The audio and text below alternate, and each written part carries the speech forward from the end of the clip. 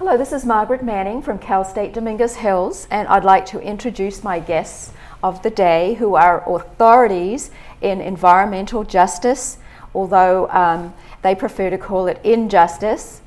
And Cynthia in the black t-shirt sporting the Del Amo Action Committee is a board member, and also Florence is also on the board, and Florence was was with the California EPA for a long period of time. And today we're going to talk about parks, especially parks that are considered over contaminated areas. And is that possible? So Cynthia, you've got something in your hand that you're dying to show us. I do. But perhaps before I show you the future, let me explain a little bit about where this property came from. Mm-hmm. So this property is in our community, the Del Amo Montrose community. Yes. And some time ago, we raised concerns that we didn't think it was healthy to be living there. And so we negotiated a buyout of 65 homes, which was unprecedented. Mm-hmm. And it was a buyout where people were what we call kept whole. You were kept in the same equity position you were in. We looked at issues around first-time home buyers because we didn't want to disenfranchise people who'd been renting for 30 years. But part of our buyout negotiations was making sure that the property left behind, 10 acres, went to a beneficial use for the community. It wasn't to be profited upon by the polluters who bought out the area. This was a private buyout. This was not a government-sponsored buyout, which sounds like an easy task. Sure, we put in a park and a community center, and we go about our way, and the people living in the community continue to empower themselves with this great resource. So after the buyout happened, part of that was a negotiated year-long process where we sat down with many stakeholders, including the county, and we talked about what the community would like to see there. I think the big mistake that the Del Amo Action Committee made was this notion of what is clean, because I think certainly people like us have a much different idea of what clean is compared to the government. And so when we started that part of the discussions, it was very irritating to some of the folks that were there. Shell was the polluter that bought out the homes, and they were at the table, and it was quite irritating for them to entertain this notion that there was contamination there. They didn't buy the homes out and never had to admit that they were contaminated. It was out of the kindness of their heart that they helped the homeowners out of this bad situation that they found themselves in. And so we came to a point in the negotiations where we said, okay, well, we're going to assume it's clean. Let's go ahead and plan the park area assuming it's clean. Well, that's where we hit the wall, because we came out with a great plan, and then it took us literally 15 years to implement it. Of course, people would say to us, if you were not wanting to live there because it's so contaminated, why would you want kids to play there? Why would you want your seniors to recreate there? And the real sad truth of it is that these communities that don't have any resources like parks or open space have generations that are growing up, while those of us in the Del Amo Action Committee and other organizations try and grapple with the mess that we found ourselves in, and how do we get proper remediation and protections. And so we have children that I met that were 5 years old that now have their own children that have been waiting for this open space park. And so for a while we let Shell kind of flounder in its own stew, so to speak, trying to figure out somebody who would take this property. And the only takers at the time were the Public Land Trust. The problem with the Public Land Trust at the time was that they were putting in toxic parks. They were finding these spaces that had old industrial uses and doing no cleanup, putting some grass on top of it and calling it a day.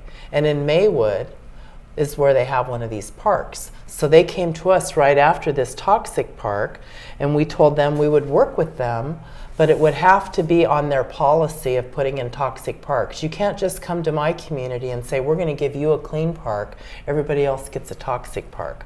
So we started down this path with the land trust, And then, as people do, a new executive director came in and they announced to us that had been working with them for a year that not only were we not driving the bus, we didn't even have a bus anymore, and they weren't interested in our project. So here you have this property which has heavy metals in it. People are going in it, the children are playing in it, they're making the best of this empty field.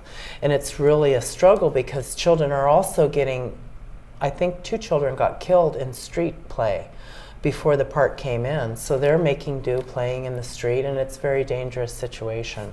So it got to the point where some of our mentors came to the Del Amo Action Committee and quite frankly said, you need to go finish the job that you started. You need to get the park done. Some of my other colleagues were like, are you out of your mind? You sound schizophrenic. On one hand, it's contaminated and you want to put a park in. Well, I embraced my wonderful colleague, Angela Johnson-Mazzaros, who has a passion for parks. And we began this process where we talk about precaution. So we said, we are going to build a park on precaution. We're not going to sit here and argue for another 15 years about what's clean. I think we learned our lesson. We're going to assume it's not clean.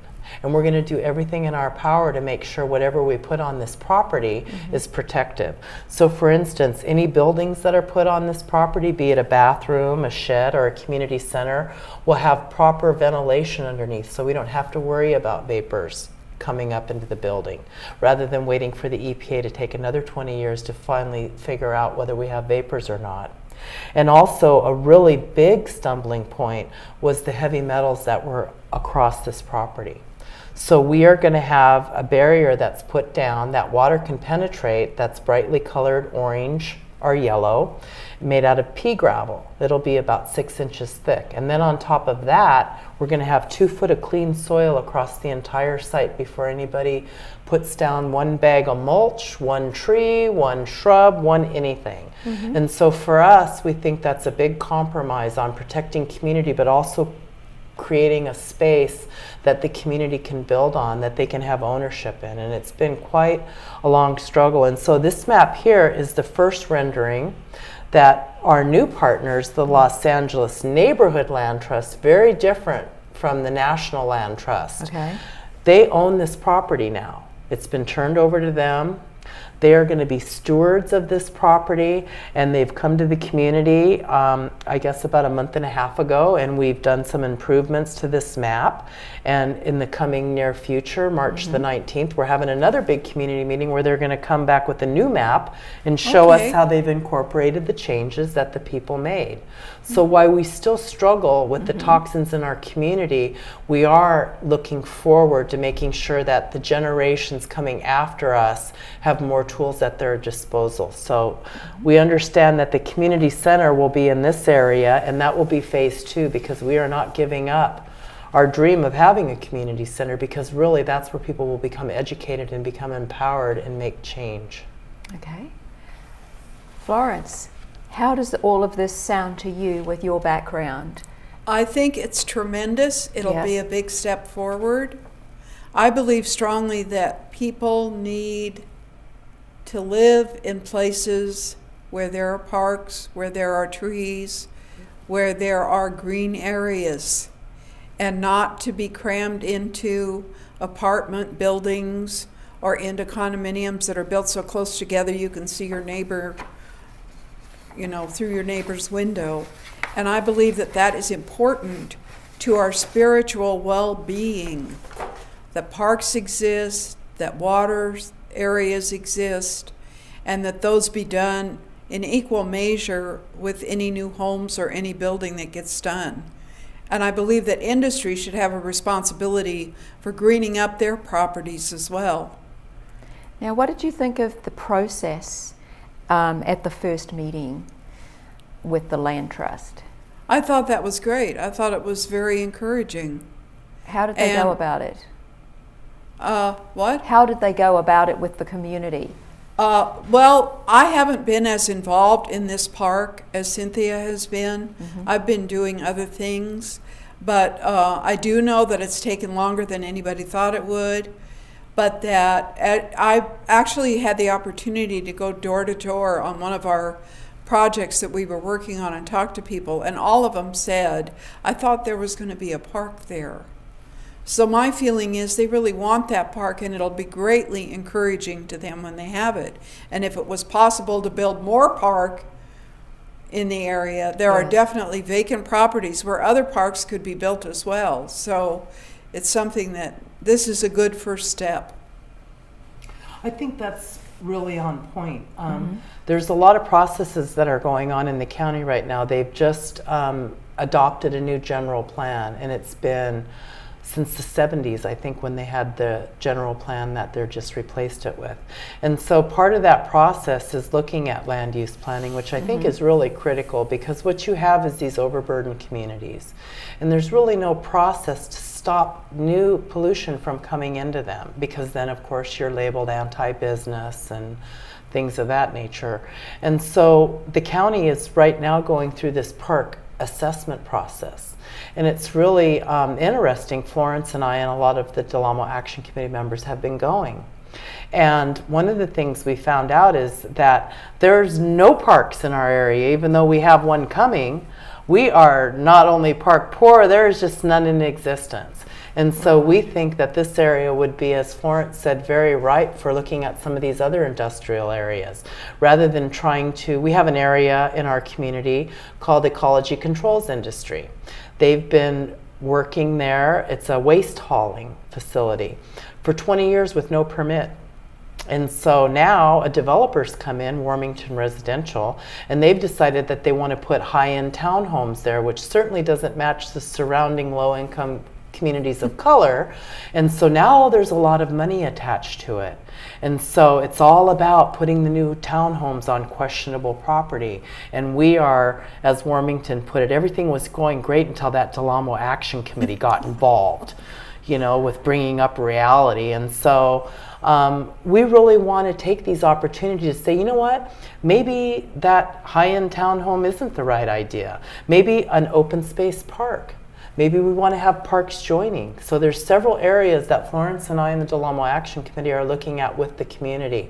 I think as far as the LA Neighborhood Land Trust goes, they knew that we had had a commitment for a long time. They were very sensitive to our requests not to just come in and say it's coming and then you don't know. And so we really waited for that property to transfer out of Shell's name. And now that it has, this will be our second meeting in 2 months, and I think they're right on board, and they've contracted with the Del Amo Action Committee to make sure that we do the outreach to our community. And we think that's tremendous, and it's very important that we don't just turn our community over to the next guy coming along to kind of have your way with. Okay. Well, just to wrap up, for those who are watching this, the Del Amo Montrose, the dual sites of Del Amo Montrose Superfund sites are less than 2 miles away from the campus where we are recording this right now. And I would like to see our campus take a greater interest in those sites, seeing as it is so close, and that we're very community minded and want to reach out. So I hope that we will see a collaboration. I think that would be so awesome, because what I see in my community that I represent is people that have a language barrier, or maybe they didn't have the advantage of being able to go to higher learning education. And something that Florence said earlier about reading. If you don't read the information, you don't have the power, because you don't know what it says. And even the people who write the information don't even always read it all. They're cutting and pasting. So really, education is power, and it is very close to this campus. But none of us are going to escape out of this life that we have here not being touched. We share the same air, we share the same water with the drought going on. So we too want to forge partnerships, because really the future is in your hands. Well, thank you so much, ladies. I appreciate you coming today.